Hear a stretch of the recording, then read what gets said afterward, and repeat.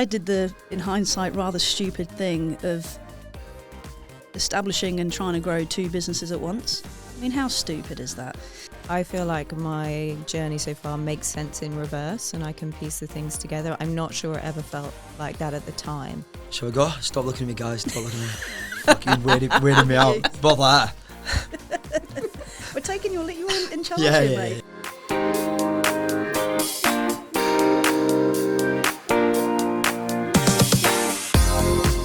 My name's Ben Reed and welcome to the Mission to Mission podcast. The purpose of the podcast is to speak to inspiring veterans and service leavers who have achieved great things in the military and also out of the military. In each episode, I'll be taking the time to uncover a bit more about challenge, purpose and progression with each individual, talking about their journeys and how they've achieved so much. And welcome to episode 6, which is a bit of a bonus episode. I've got Alice Williams and Emma Dutton on the podcast, who both happen to have gone to university together, Loughborough University, and then spread off and did their own thing, kept in touch, and are now sat in a podcast room with me.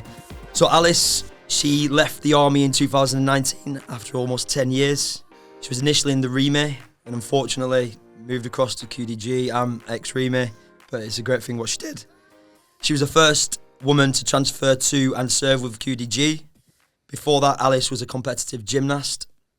She's now the VP US Services Excellence for Schneider Electric, for a part of their business, a $1 billion part of their business. So she's doing exceptionally well in her career now. And Emma Dutton, she left the RAF in 2014, where she spent most of her time in human intelligence. So she was spending the majority of time in the army. And she's now the co-founder and CEO of Applied Influence.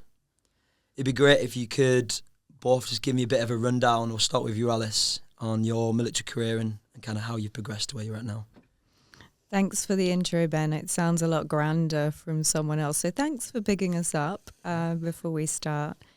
My military career has been a real range of switches of doing lots of different things. I was sponsored through my degree by the Ministry of Defence to study engineering, and I did a couple of engineering roles in the army, but actually ended up doing intelligence officer roles. I applied for and was successful at getting a job at the NATO headquarters in Brussels, so more defence diplomacy. And it was actually there that I started thinking about and really got the catalyst to shift into a role in combat when they changed the policy in 2016 for women to serve in combat. So a very varied career with lots of switches to it, I'd say. I refer to them as chapters. And that probably set me up pretty well for transitioning, actually. And so I left the army a super normal time. So I promoted to a certain point. They do a formal career review. And I just made the decision that in terms of what you're putting in, some of what you're having to sacrifice and wanting to spend more time with my husband, it was a good time to leave. I joined Schneider Electric straight from the army. Incredible experience with them, very organic, lots of conversations helping me discover what my transferable skills were. They also gave me a brilliantly ambiguous job title at the start, which actually for a veteran was great because I could figure things out. I could lean into new projects, figure out where I could add value, and actually grow my career from there. Very supportive mentors, and I've gone through a series of roles in Schneider, which have had commercial experience, marketing experience, operations, strategy and government affairs, and have done an international move with them. So I live in Nashville, Tennessee, normally as the US part of the business. That's a bit of an overview. Amazing. You're also a member of Chief. Is that Yes, right? yes. It's a really cool network of executive women. So they have branches all over the US, here in the UK. And it's really great because you get to learn about other industries as well. I'm one of 3 girls, by the way, and I have a super powerhouse role model of a mum. So actually, I'm in a male-dominated industry, but any opportunity I can get to be surrounded by amazing women I take. So Chief was a great opportunity for me to do that in the US. Before I move on, I'll just say you also got recently voted in the top 50 women leaders in Nashville, Tennessee, where you live now with Schneider Electric. So I'll drop that in before we move to Emma. Really intimidating list. So I think they made an error, but yeah, I'm very grateful. Well, congratulations. Thank you. Congratulations. And Emma, can you do the same, please? Sure. So I joined the military on a bit of a whim, actually. So when I was 18, I decided I wanted to go to uni to study engineering, and then sort of came across the sponsorship scheme that we were both on and how we met. and thought, give that a go. So did that. So I was never really someone who from this high wants to be flying a plane or be in the military. But I just really enjoyed the life. And so I was sponsored on this engineering scheme, did that for a few years, had a brilliant time. So I was in tactical communications wing, or 2 C words and a wireless, depending on who you are. And yeah, I won't say that word in this podcast, Ben, don't worry. And did a tour of Afghanistan. So I went to Camp Bastion, and sort of my job was essentially maintaining the engineering integrity of the airfield. And this was back when Bastion was pre-runway and bit of a dust bowl. Had a great time doing that.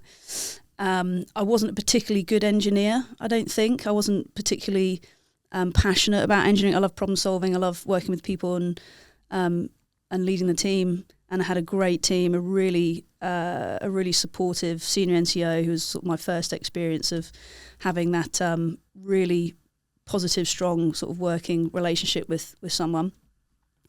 So came back from that tour in TCW from Bastion, and my next job was going to have to be, typically for the engineer sort of officer pathway, was going to have to be sat behind a desk doing some sort of staff job. And I decided I just didn't really fancy that. And I came across this human intelligence stuff sort of by coincidence, and had a chat with someone in the corridor who'd come back into my engineering unit from the human world. And I just thought, that sounds really fascinating. Let's give that a go.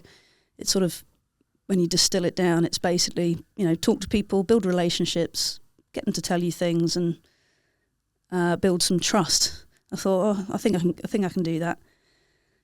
So I gave that a go, passed selection, and stayed there for the rest of my career. So unlike Alice, who, you sort out, I suppose, those different challenges and had those different chapters, I found a groove and found something I really enjoyed and was passionate about, and stayed there. So for the rest of my career, I served another 4 tours of Afghanistan in this human intelligence role, and it was very operationally focused. I didn't enjoy much being back in the UK in that particular unit, because it was such an operationally focused unit, and at that time very Afghan focused.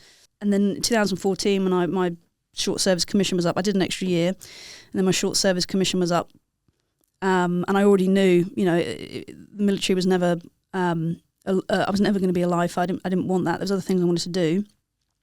And the reason I left in 2014 was because I wanted to work in the film industry. So I went from running UK's a strand of the human capability in Afghanistan to making the tea as an intern in a film finance business, and became an investment manager in the UK independent film world, and ended up exec producing various sort of fashion documentaries and stuff that I never would have thought I was doing a few years before that. And at the same time, some of my ex-Human colleagues and I co-founded this Applied Influence Group business 2017. And here we are a few years later, 7 years later. The business has gone through several transformations, but yeah, here we are now working with some of the biggest technology businesses in the world, punching well above our weight in terms of size. And full circle moment, coming back to chat with you, Alice, nearly 20 years later. Oh, don't say that. I don't feel that old. I constantly fight with this. I feel like I'm still 18-year-old, but yeah, my body's starting to tell me that I'm not 18-year-old anymore. Yeah, same. It's weird, isn't it, when you look at people who are older and you think, does your mind feel older when you get older? But it doesn't, does it? No. I still feel like 20. Yeah. I think for what both of you do, that energy and passion and drive of being in your 20s is probably really critical. Yeah, I think that's a fair point. Yeah, you do need to operate with a level of energy. I think you do as well, right? Like you've got a lot going on. It's a bloody big business. You've got a lot of people to manage, a lot of problems to solve. It's the same thing, just. Well, I think the interesting thing is the military is a big organisation, right? So someone who's gone from a big organisation to a big organisation with all that structure. I have this immense respect and appreciation for what, the both of you are doing, or people who are either starting up or running small businesses, because you have to be everything to everybody at certain points. So of course, I have a lot of responsibilities, but you guys should give yourself credit. Like, it is, I'm on the outside looking in. It looks intense. I think it is intense, yeah. It's life-changing. There's more context switching, I think, in being an entrepreneur, particularly in the early stages, and you do have to be all things to all people. You have to know what context you're in and what zone you're in and what role you need to be at that moment. And I think that's a different level of energy draining, is that constant switch. Do you find that? I think it's changed me as a person. Yeah. In 2 years, I think I'm a completely different person now. I can't, sometimes can't really entertain conversation that's not intense around what we're doing. I find it very difficult to. I don't know. It does change. It changes you. Yeah, it does. It does. I understand it's different, but the pressure's there. If you're pushing yourself with whatever you do, I think that, I'd love to ask questions in the second round challenge and pushing yourself and being uncomfortable, but whatever you're pushing yourself to do, it's pretty intense, isn't it? If you want to do well and you want to progress, regardless. Yeah. What is it that you both challenge yourself in the military in different ways? 5 tours of Afghanistan, an MBE, might I add, and yourself. For anyone listening as well, I've completely lost my voice. So if I start squeaking, it's because my voice is. I'm normally not this husky, and yours are different because you were pushing yourself onto these kind of next roles, and it seems quite structured in a way. It might, I don't know if it was in your mind, but you were always pushing yourself in a different way. What was it like? How were you balancing challenge, like that level of kind of discomfort around that? And how's that experience in the military translated out into Schneider Electric and the other things you're doing? What's interesting is I feel like my journey so far makes sense in reverse, and I can piece the things together. I'm not sure it ever felt like that at the time. And so particularly if there's any veterans or soon-to-be veterans listening, don't worry if it doesn't feel structured. Honestly, at no stage of those choices has it ever felt super clear, but in reverse, I can link the things together. There's a lady called Tonya Lee whose podcast I love, and she has this concept about picking your flavor of hard. And so the idea that you either have the discomfort of stagnation or the discomfort of progress and growth. I was a career gymnast, if you like, so that discipline and pushing and challenge and risk was just from the age of 4 to the age of 22 was a huge part of my life. It's why I gravitated towards the military, because that idea of both structure and discipline, but also challenge and risk were really inherent. So that's one of my drivers and motivators, to be honest, risk. If someone says it can't be done, I am there. Redeployable. Yeah, absolutely. And I know that about myself now, and you can look back and see where it comes from. I think the thing that's been important, particularly leading, so I've led teams since I was 22, and I now have the huge privilege of leading a very big team, is to know that your level of challenge and risk is not everybody's, and manage that appropriately and see where it helps drive, but also be mindful of the amount of change you're driving or where other people are, and leverage people for their unique skills. So I sometimes need to partner with very conscientious, very detail driven people, because I know I have a much higher risk tolerance and for challenge. It's also meant, I guess, as when I've been thinking about next steps, is I've always tried to have one kind of firm foundation, and then where's the stretch in another place. And so actually, for example, you mentioned transferring to the QDG, to the Queen's Dragoon Guards, into a combat role. I knew, so it's a reconnaissance, it's a light cavalry reconnaissance role, and I knew I actually had very strong human intelligence analytical background. I'd done lots of planning type of roles, and so I knew the kind of foundation role and the outcome we needed to achieve I was actually really good at. The challenge was I had to pass a whole load of pretty rigorous physical tests under quite a lot of scrutiny, and I could do that knowing that actually I had a foundational skill that I could kind of springboard off. That's been the same transitioning. So when I was looking at Schneider Electric, I knew that, I'm actually really good at simplifying complexity and taking strategy to execution. It's something, I've kind of got to a point of confidence. I can say I'm really good at that, and I can own that as a core skill. And I have a technical background. So I could put those two things together. And Schneider Electric is a big global company, and focusing on energy and sustainability, I knew I could transfer there, saying, hey, look, I've got this technical background. I'm really good at navigating the complex and making it simple. And I'm a grafter as well, right? That's one of my things. Even as a gymnast, I was not naturally talented. I've just always worked super hard and made that a differentiator. So I could confidently step into the unknown of the business world, which I'd had nothing to do with, didn't know anything about corporate, anything about finance, but with that strong foundation. And then honestly, same with my move to the US. So I'd learned the business well enough by then. I was joining part of the business, which is super operations focused. So I knew I had that as a strong foundation, but it's a different market, different culture, completely different customer set. And so that was a challenge and the stretch. So I think challenge for me, I know I'm very open to it, and people have to know where their own tolerance is for risk and challenge. And it has to mean the right things in the right chapters of your life. But I've always looked at it of what's my 1 foot on the ground and 1 foot reaching. And I'm risk driven, right? So if it's hard, I'm there.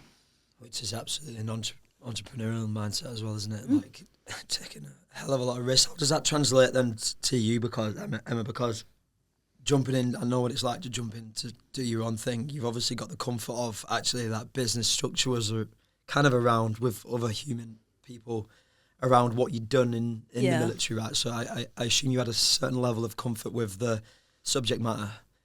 What was kind of the challenging bit for you at that point? Oh, it was all incredibly challenging. Yeah, I mean, I did the, in hindsight, rather stupid thing of establishing and trying to grow 2 businesses at once. I mean, how stupid is that? So when I sort of a few years into this film finance and sales career, which I'd always wanted to do, even before the military actually, and sort of knew that was something I was going to go and do afterwards, I thought this is something I think I can do myself as well. So myself and a couple of friends created our own film finance, independent film finance business. So what I was doing in my original company, but on a smaller scale. So was that your first start? Yes, yeah. So that actually, I didn't know that. Yeah. I didn't know well, that. I mean, it's sort of a different. That was my second career, I suppose, and then where I am now is my third career. But at the time, because what is now Applied Influence was sort of forming, and there were a few of us who left the military around about the same time. There was sort of this moment where I think we all just felt, that there's definitely something, we're not quite sure what this is, but there's something to capitalise on here. And we'd all had this incredible privilege of having these most interesting and unique experiences of essentially developing in flight this methodology and process around understanding people, influencing people in a really complex, dynamic world, the Wild West of the Afghanistan insurgency. We'd already had that privilege, and then we had an opportunity to codify that and make it relevant to other people. So whilst I was working on and building this film finance business, I sort of didn't want to lose that opportunity too. So it was definitely a fear of loss thing there, which isn't always a good, to your point, foundation really for starting anything.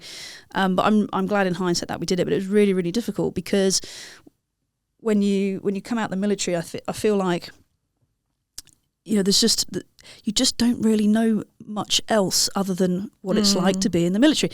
I didn't know what a P&L was, what a value proposition is, and I didn't go through any corporate experience to sort of learn that first. So I was very much learning all of that as we were going and trying to build these 2 businesses at once. And both of them, of course, went much slower than they would have done had I just been focusing on one.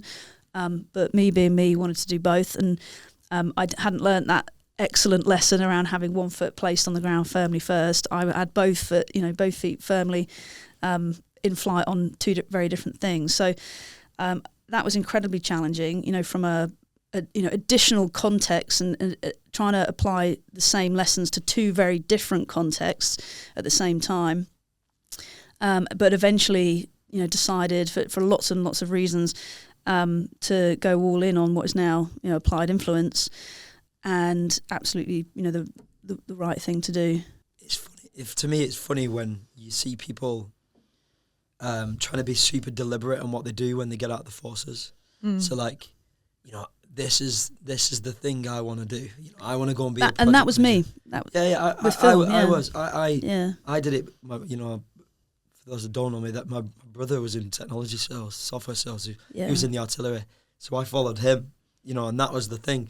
But I worked. You talk about graft. Try and graft. I think you can't. There's nothing. Nothing can substitute hard work, in my opinion. You know, I know in this day and age, don't want to get all philosophical and stuff, but where it's like all about like work-life balance and trying to be good to yourself, and I get that, but you got to work hard. But so working hard puts you in front of certain opportunities over time, and you can't predict that because you don't know who you're going to meet and you don't know what you're going to do. So like where I'm at now versus what I thought was going to be when I got out, it was only 8 years ago, right? 7 years ago. It's completely different, and I guess it's the same for both of you. Like you just don't have a bloody clue, really. And that's okay. Yeah, that's the main thing. 100%. Yeah. And what I thought was my purpose in 2014 when I left and started on this film stuff definitely was for a period of time, and then it changed, and then it evolved, and I learned what I didn't know before and realised actually it's something else, and that's okay. It can be hard as well. I think particularly when you've been in a very structured environment like the military for however long, where you kind of know what the next step could or might be and whether you're deploying or not. And, you know, it's a lot of the answers are given, your core values are given to you. So you've got all this structure. And I think sometimes people are worried about that unknown. And the reality is there are infinite iterations of things you could do outside. There's all these incredible industries and ways to make a living and have an impact. And I think also, you know, kind of giving yourself the grace to say, I might try a couple of things and I might get it wrong. And that's okay. It's part of the learning. You probably will get it wrong. Yeah. Yeah, almost certainly. Well, to think that you're going to nail it in all those permutations is almost silly, right? So saying, hey, I'm going to try some things. We were talking earlier at breakfast. I call it the game of hot or colder. It's just like that game we played as kids. Like, is it hot or is it colder? We've learned something. Great. And we'll navigate. And I think that's one of the conversations I definitely didn't have during transition. Yeah. And it's something I'm really passionate about discussing with veterans is it's okay not to know. It's okay to try different things. It's also okay to step outside of industries. A lot of people go into like project management, defense areas. Yeah. And it's okay to try lots of different things and ask for help because you've got all these transferable skills. I think where that falls down is not your point, but where the misstep can happen is where there's a sense, and some veterans do have this, is where there's a sense of entitlement to that. And so there's a difference between navigating your sort of new path and asking yourself and tuning into, is this hotter or colder to where I want to get to? And then a sense of entitlement around, you know, what it should be. Yes. And thinking you're entitled. Yeah. And where I've seen veterans fail or just piss people off sometimes is where they have an expectation of where they should be because they might see certain things around them and see people who are 5 years down the road perhaps and won't necessarily have understood all of the bumps and dips, you know, in the path to getting there, and feel a sense of entitlement to that. And that attitude does come through in some veterans sometimes. And I think it can be more prevalent in the veteran community actually than others, from my experience anecdotally. And that's the ego a little bit, right? Like yeah. At the end of the day, if you've served for 26 years, 22 years, whatever it is, and you're reasonably institutionalized, like you've pushed to that point. Yeah. It's sometimes difficult to let go of it, isn't it? And go, you know. Yeah. I don't see an awful lot of that personally. I don't see an awful lot of people. I see more of a younger generation leaving now, like 6 to 10 years, and they're usually, you know, just. Oh yeah, usually for sure. Just. It's definitely the minority. Yeah, I do see it less. I do see it, but I know what you're saying. I've seen it. Yeah, and I think what I'm saying is where you see it, it's almost amplified in this community. I think it's just something about the institution, perhaps, as you say, that might breed that on occasion. Ben, you talked about earlier about, you know, opportunities kind of appear and disappear and needing to capitalize on them. I think that's one of the things in terms of like progression and where you land. So again, if you think about the system that people are used to being in the military, very structured rank system, quite easy to look at comparables, and a lot of it is around rank, and that just isn't the case once you're outside. So it's all kind of non-linear.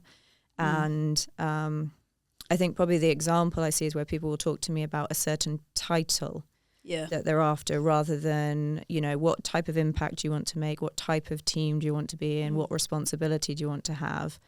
And I think that's the hard work, right, is actually zoning in on, you know, what drives you and what you want to do, so that you can get outside of that. And it is hard because the military's set in terms of ranks. So if you're trying to look for comparables, maybe that's the place people are looking. Yeah, that makes sense. But I think the interesting thing is it's so non-linear, and actually your readiness to like know yourself, know your key skills, your value adds, so you can jump on those opportunities.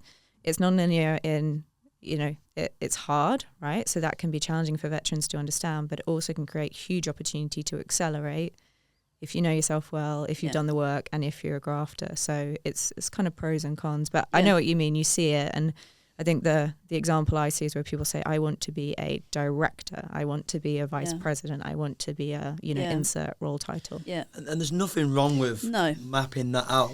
I 100% went after a head of sales role at the start because it's kind of where I was going. I think a really good litmus test is, can you look back at all of your positions and can you get a decent reference from each place you've been? Mm-hmm. Like, can you actually look back and say, you know, I could give you a reference from a manager at each one of those places? And I think that kind of tells a story of what kind of person you are in that organisation and whether you've done a good job and you've, whatever the metrics are that you were going after, whether it's a sales metric or you're always going to move on at some point. You're not going to be there forever, and that's another thing that I think people don't sometimes grasp, is that you're probably not going to do 12 years in your job. Like, you've just done 12 years in the army. You're not, you know, you might only be there for 3 years and then you might move on, or it might be 18 months and you might move on. So I think I agree with you. It's like, have you done a good job? Have you got a good story around what you've done, rather than just try and drive towards whatever that next bloody title is, and you probably don't have the experience to deliver on it, and you're just kind of winging it for as long as you possibly can be. Mm-hmm. And value looks different as well, doesn't it? One of my observations when I first came out was that in the military we're sort of taught value is being punctual. Obviously it's more complex than this, but the basics are iron your uniform, pass your fitness test, you know, do a good enough job that you get sort of recommended for the next rank up. And then there's a tiny window of sort of meritocracy that we were talking about. But sort of what value looks like is really is I think quite contextual and just very different to what value looks like outside of the military. And so being able to adapt to that, to your point around the metrics and what's important, I think that's the thing that can take a bit of time to understand and adapt to. I'm trying to think of a good. So from my experience, I think one of the reasons I was very lucky in the human intelligence world is that it was a bit of a weird, not very typical military organisation. It was a bit of a start-up, really. It was quite flat. People were put in positions of authority and responsibility largely based on merit, bit of rank, but largely merit. I didn't realise it at the time, but that was a bit of a privilege, actually, because when I left, my sense of what was valuable and seen as valuable was a bit different to the typical person who had a more traditional career, and I see that very much as a privilege now. I think that, learning to adapt to what value actually means and what people want and what it looks like, and that it is usually very different, is one of the most important things to do when transitioning, I think. Did you find that when you left? I think the really being focused on outcomes, and I use the word impact, like that's one that resonates with me. So not just the activity, but am I actually driving a result for someone? And to your point, how valuable is that? And remembering that the other person gets to define that. or the other organisations. So I don't get to say I've done a good job because I've worked super hard and I've been really pleased with my plan. It's all about, actually have I created a result for the other party. In someone else's eyes. There's more of an emphasis on that, I think, and understanding that. That's where sales comes. Where I just think about sales, like in a sales CV, whatever you're selling, it could be cars. Like, really, what's the impact that they give a shit about? Really, they care about whether you did 100% of your number, or 150% or 200%. So that's what you're talking about. That's really all they. Yeah, they don't give a shit about anything else. No, but I find it quite important personally as well, because that whole like, what am I getting up on the really tough days for? Also then connecting back to that broader impact. So again, I'm trying to, my hot or colder game, pick places that align with the things I really want to do and what I think my purpose is and the impact I want to have. So ideally I'm trying to find that place where what I'm delivering for you as the customer, as the client, as insert the type of other party, also is fulfilling for me. And I think that's the kind of thing about impact is where you can line them up, it's super. And we talked about energy earlier. That's where you get that limitless energy and that drive, because the two things are somehow linked at least. And you do see, I think that's where I've got friends, right, who've been a little bit dissatisfied in those first roles where you go, that's on paper feels like a really good role, but their kind of intrinsic motivators weren't quite aligned. So they're that, thrashing yourself for someone else comes out of it. How do you manage you as an individual changing and therefore your purpose changing? I know I say it from personal experience. My purpose at 28-year-old when I left to 3 years ago was completely different. It completely changed.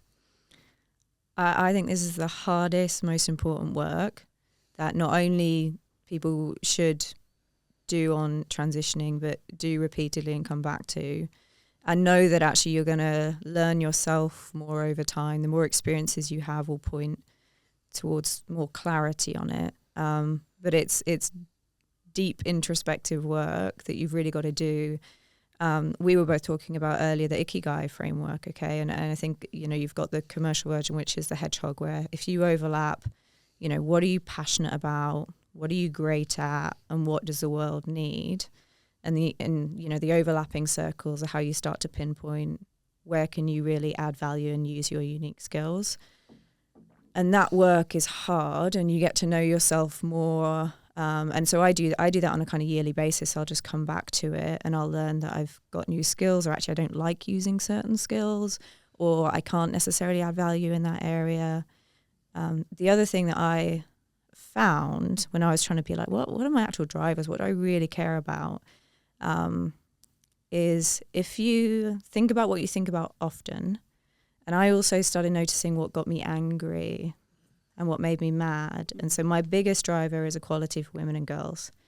I know that, again, if I look backwards, I had a very privileged, female-dominated environment, all-girls school. I got to the age of 18 and no one had told me there were things I couldn't do. And I now know that's not everyone's experience. And we both served in a part of the world where girls are denied access to education.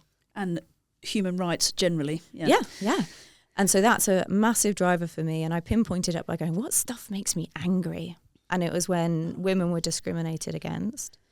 The other big thing for me is I'm a outdoor enthusiast. I belong in the mountains. My soul is in the mountains. The mountains are one of the first places you start to see the impact of climate change.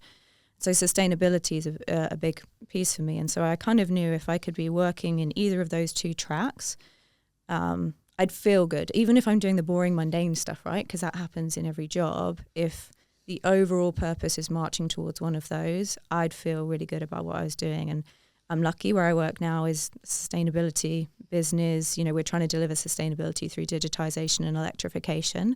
It's also a company that massively values diversity, equity, and inclusion in an underrepresented industry. So it really puts its money where its mouth is and walks the talk, doesn't it? Yeah. So I get to turn up, and even if I've got a really dull, hard, challenging day, I can go, all right, how can I create a space for a woman?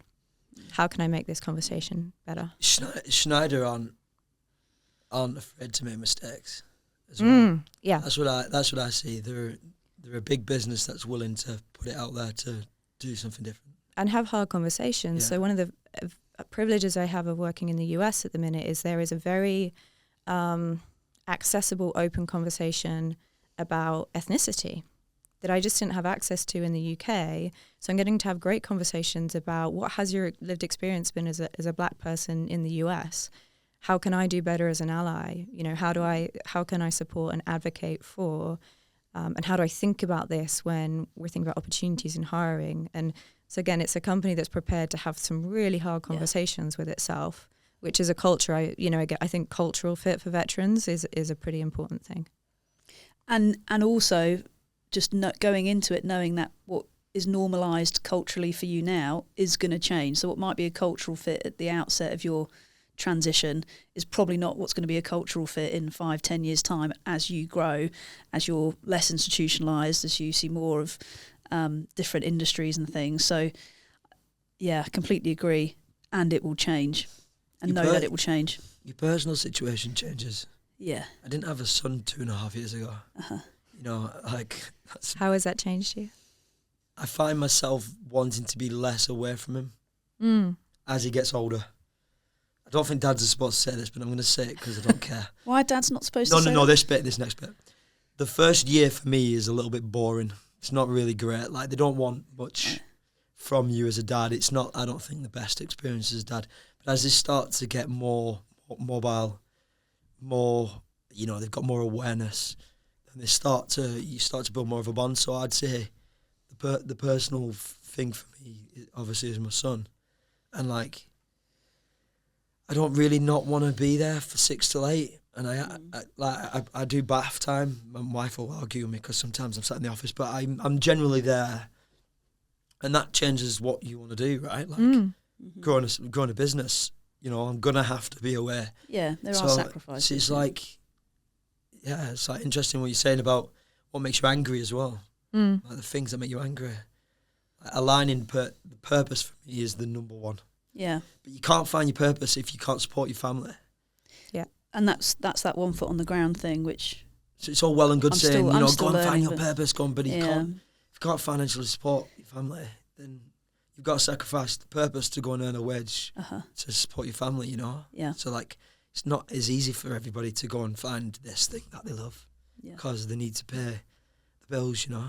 So, yeah. I'm going to stop talking now because my voice is getting drastically worse. But, yeah, do you know what I mean? I do. Yeah. There's like a foundation, but because purpose is hard and lofty, right? And, you know, we've said actually go easy on yourself if you haven't figured it out, because it's always about clarity. I think there's a layer around the type of work you like to do and motivates you as well that can, you know, again, if actually the core driver is, right, I need to find work, support the family, that's the most, stability is the most important next step. I think zoning in on, like, what type of work do you actually like? Do you like to work in teams? Do you like to work with technology? Do you like to work in research? Do you like to work on your own? Do you like to work mostly remotely? Like, dialing in those things, actually then you've got a lot more different options available to you just from that kind of like big hand, small map type stuff. And then what motivates you? Because a lot of people talk about altruistic motivations. I said, you know, I'm motivated by risk, right? But when you ask a lot of people, that it'll be, you know, changing the world or introducing new technology or sustainability or and that's valid and it is the case for some people, but also if you're motivated by money, that is also valid, and own it and know it and go. My number one motivation when I got out. Yeah. For the first 4 years, all I wanted to do was earn more money. Did you feel able to say that? Yeah, I've said it. I've said it. You know, I'm not earning nowhere near as much money as I was earning 4 years into my journey out now, but 100% is money. But what was that money for, though? Because it's not. Well, that's the thing. You don't know. It's not really about. Luckily, I didn't invest it anywhere, and I put it in my bank account, and it funded my business for 12 months. So I didn't pay myself for 12 months, but I was just like earning more and more money, being obsessed with doing better and better and better, and then just putting money away and not spending it. And I was like, got to a point where I got a nice car, and then I sold the nice car 6 months later because I was like looking at this amazing car that I dreamed of getting, and I was thinking, what car do I get next? Like, what's the next car for me? And I'm like, what the fuck am I I doing? walked past the That's a hot pink slippery slope. McLaren this morning. Yeah. Yeah, but you get that. You'd get that. It's the same thing as you talk about the Alps all the time. But if you walk out of your chalet in the Alps every day, do you as a human get used to that view that you see? Never. You don't? Never. No. And it will always look slightly different, I'm guessing, as well, depending on the weather. So I think you angle. get used to things. I think it becomes normalised. It's like being at like war, you know, if you're in a war-torn, people in Ukraine now, Yeah. it becomes more normalised because they've experienced it for a longer period of time. Is that not the same with things that you buy? If your purpose is money and you want nice things and you buy a nice car, No one's purpose is money. some people's purpose is It's money. not. It's never. The motivation is always what the money gives and enables and is a gateway for that All right. person. So So it's so materialist. for you, it was about a combination of saving and creating a having resources, and then perhaps the status symbol of the car or whatever. Or it's about probably knowing you a bit. It was probably more about the independence that would give you in the future, because you having those resources enabled you to create this business. It was about winning. It's about winning. It was about winning. Yeah. It was about winning. I wanted to beat everybody else on the team and beating everybody else on the team. Yeah. What are you Got you more motivated by, Emma? Independence. Mm-hmm. No surprises. Sort of worked for myself basically since I left the military. I did, like you, a strong sense of fairness and justice and helping to lift others up. That this cringy analogy, but those that haven't got the bootstraps, where I have, helping to provide those. They're the bigger ones. Winning a little bit, curiosity a little bit, learning new things. But I've found sort of a groove of, narrowed down that scope a bit. But yeah, but the independence thing is can cause a bit of internal tension for me, because I also do like working in a team, and need, as we were talking about, I need different, as part of my structure, other people that have the strengths that I don't, and you can miss that and lose some of that, I think, in early stage businesses, but getting there now. So yeah, independence, idealism, mostly. I always think of you as like, you're really like thoughtful. You think about things quite a bit. I'm glad I give that impression. Yeah. Yeah, you do. I don't know. You just. I feel like your answers have been well thought out. As in, like, not for this podcast, just in general. Okay, so not now. Well, maybe for this podcast as well. No, but do you know what I mean? There's a bit definite difference in the prep that Alice versus I've done. God, yeah. You're two completely different people. Works 100%. Though. It works though. Yeah, 100%. Yeah. One day we'll build a business together, and we it will be indomitable. We will. Yeah. That'd be pretty cool. That would be cool. You're kind of yin and yang, aren't you? Yeah, but also share the same values and similar purpose, which is yeah. So Emma organised, when we were at university, Emma organised this incredible experience. I'm not going to call it trip, experience. I think I was in my first year, you're in your second year. And a group of us went over to Tanzania to do some construction work in just, with an orphanage. So the kids were all orphans due to AIDS.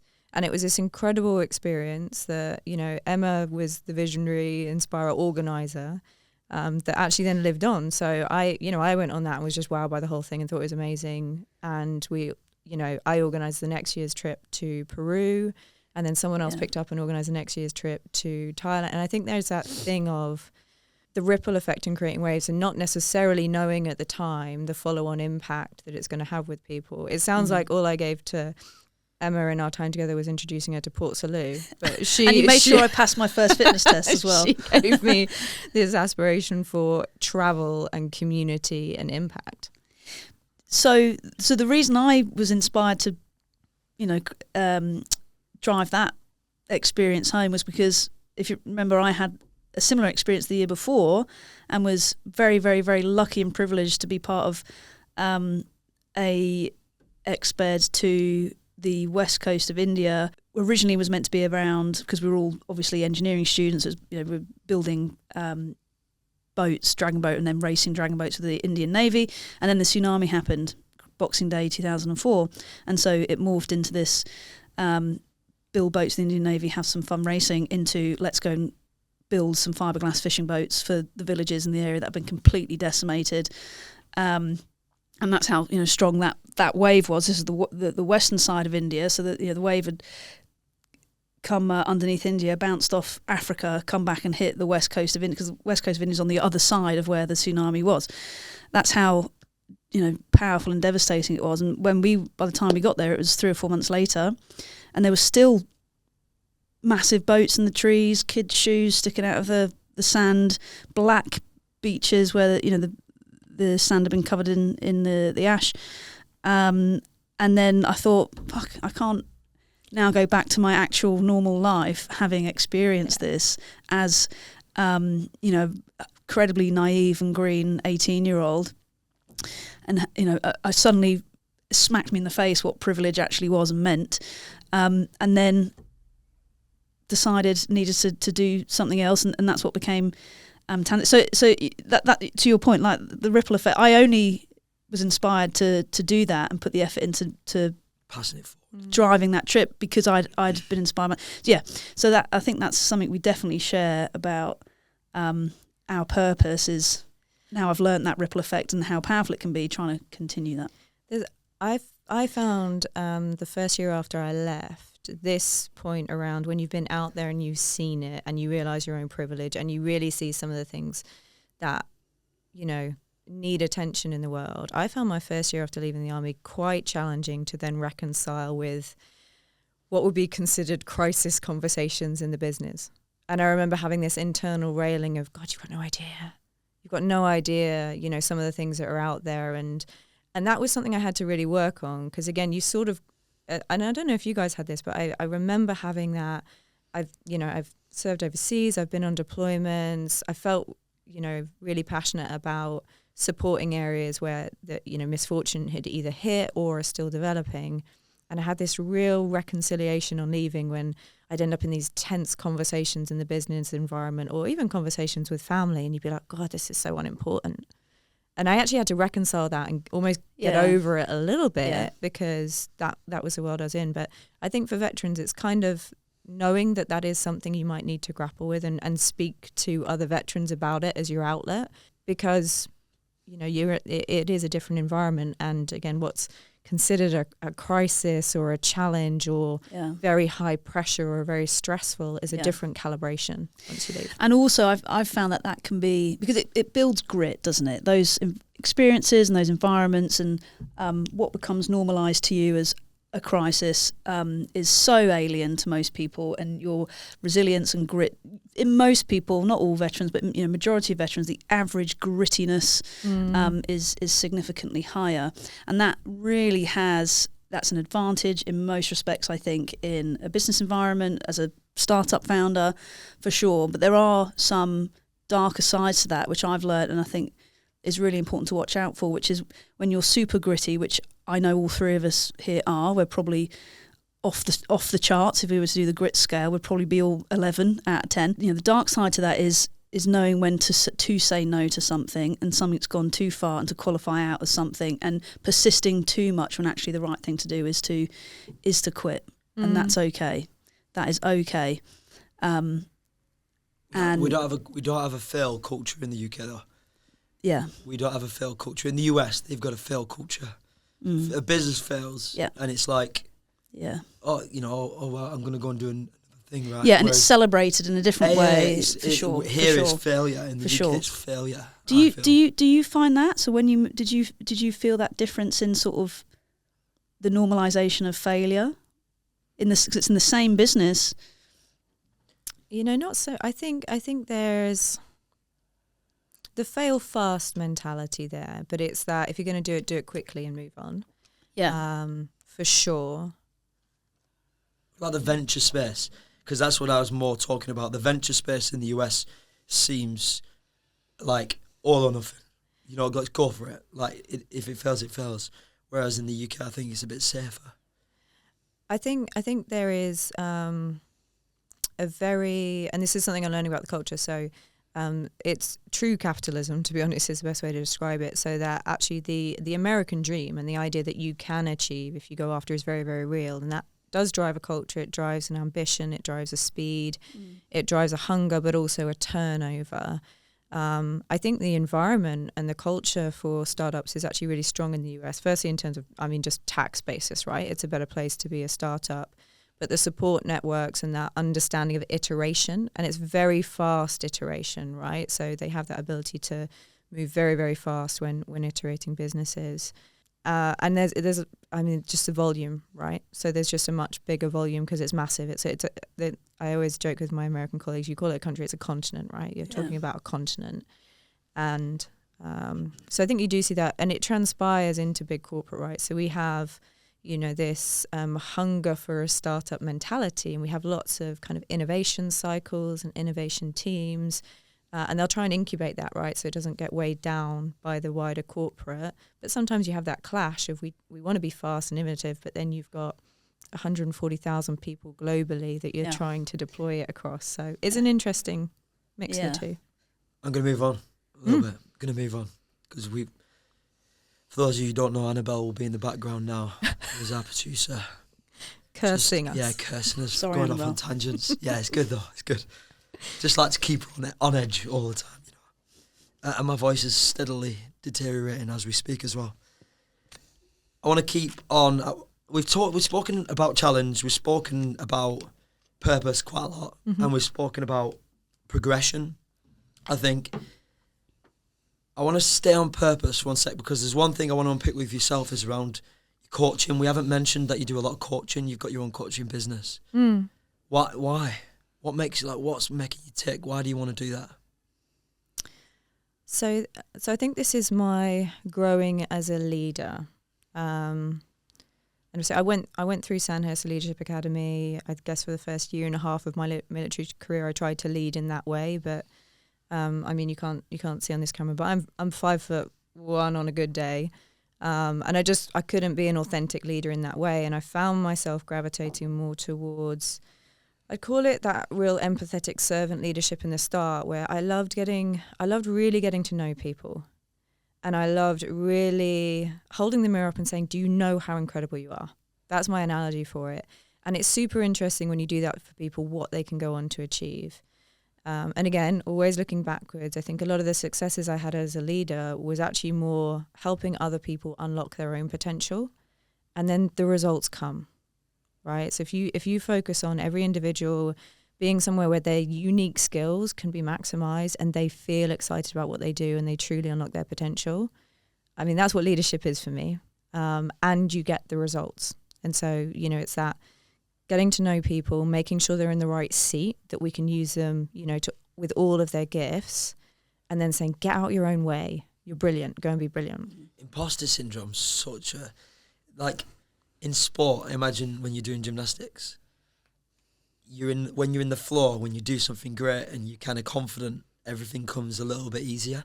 And I think I see a lot of that with the military community. It's they don't believe that there's something, they need to get out their own way. They don't believe that they've got the tools to go and do something, even if it's slightly difficult. I do see that. I had imposter syndrome unpicked by my first coach, and my experience with my first coach was then what led to me doing some formal training and actually identifying that coaching for me is a more resident style leadership than servant leadership. Because servant leadership, actually, you can almost be too nice to people. Coach's leader says, please get out your own way. I think you could be doing better, and actually, how do we get you there? And so my coach, I was talking to her about imposter syndrome, and it was after I'd had a big promotion at Schneider, and I was feeling a little wobbly about it. And she said, right, truly imposter syndrome would be if you don't think you have the skills and you're worried about getting found out. Right, so if you don't think you have the skills and you're worried about getting found out. And she said, is that true? I said, no, because one of my best skills is figuring out how to do it. And I think that's similar for lots of veterans, because there's the number of times you move roles, move countries, move your family countries. We're good at figuring stuff out. She said, so it's not imposter syndrome. You're just worried about what other people think.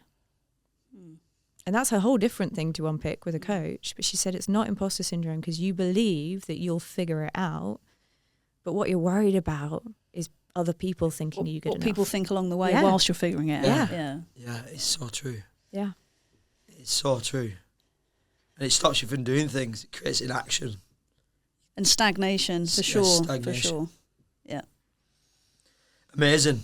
I want to get to 3 key takeaways. We're going to do this we do this every single episode, where we ask, usually it's just one person, so this is going to be interesting to hear you both come up with the 3 key takeaways. Now, the difference here is Alice has thought about these.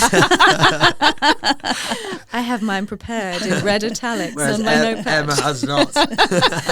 But I'll think right now. Who's going first? I'll go because it gives her that split second more. So if we take your purpose, challenge, progression, I'll try and give you in one of each of those.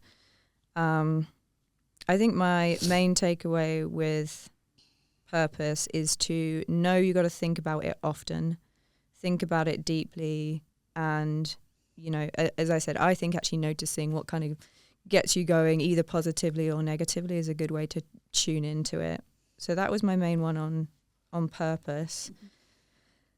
I think on challenge, it's that I said, you can choose the discomfort of stagnation or the discomfort of growth. And that for me is the world is changing constantly. Everything's changing constantly. And so knowing that transitioning is going to be a challenge, and picking your flavor of hard, as I said, it's probably the second. And on progression, I truly believe that it's not linear, and that should be fun.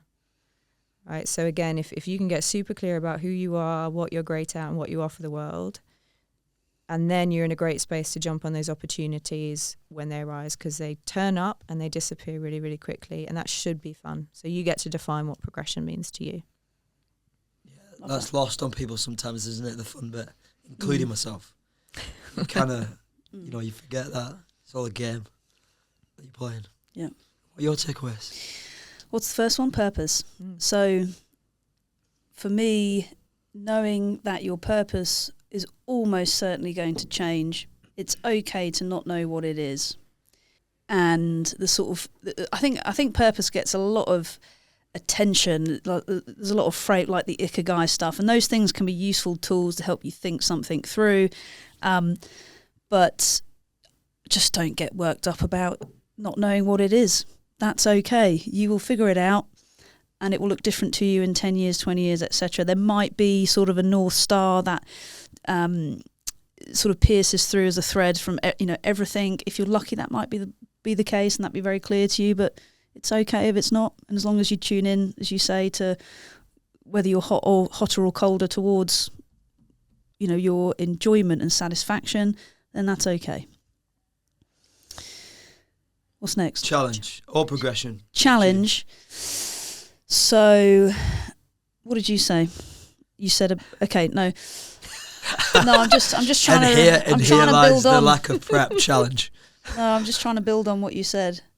So I you said something about, important about it's you got discomfort by stagnation or growth. growing. So yeah, pick. I think that's really, really important. So, I really relate to that, because I know in hindsight now that there's been periods since transitioning where I have been in a period of stagnation, and it did feel really uncomfortable. And at the time, because you're in it, you sort of feel like, yeah, I'm doing stuff. I'm busy, I'm doing stuff. I'm making progress. I'm feeling challenged, so it must be good. And actually, in hindsight, I realised I was somewhat stagnating, and I think that's because partly the grit thing and wanting to be too persistent with something, but also having the right sort of mirrors and reflectors and cheerleaders around you to be able to have honest conversations with you. And so challenge, I think it requires honest conversations, that you're being challenged in the things that align with where you want to go and things that make you feel good, and being hotter, not colder, towards whatever your future is. And having everyone needs cheerleaders. Everyone needs the people that lift you up when no one else knows you need it. Throw you back in the ring when you're bleeding. Throw you back, but knowing who those people are, and they will change, and that's okay. And who you need one year and one moment is not the same as the person you need to help you see the right challenge and keep persevering through the challenge a few years later. And then with progression, I think it's up to you what progress looks like and how you measure that.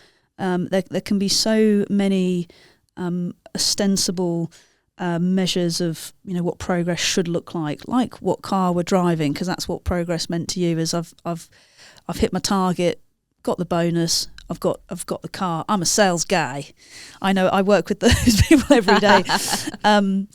So it's my own sort of personal growth journey in the last few years has been realizing that my progress and measures of my progress is a combination of my sort of personal stability in life and enjoyment and satisfaction, combined with the difference, really honing in on the difference I'm making for my clients, and my progress becomes their progress.